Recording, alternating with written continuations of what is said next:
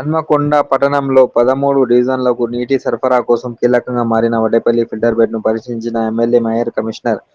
Vaddepalli filter bed పరిశీలన. హన్మకొండ పెరుగుతున్న జనాభా, అవసరమవుతున్న ఆధునిక మౌలిక సదుపాయాలు.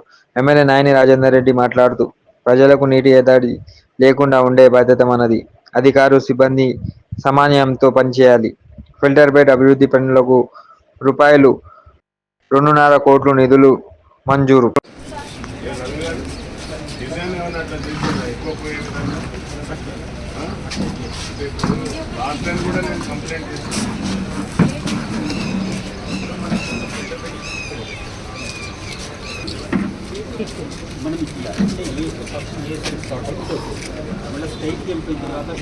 ఫెయిర్ మీడియాకు స్వాగతం. మా ఛానల్ను సబ్స్క్రైబ్ చేసుకోండి మరియు మా వీడియోలను చూడండి. ప్రతి అప్డేట్ల కోసం బెల్ ఐకాన్ను ఆన్ చేయండి. మేము నిజమైన మరియు ఫెయిర్ వార్తలు మరియు రాజకీయ అప్డేట్లను అందిస్తాము.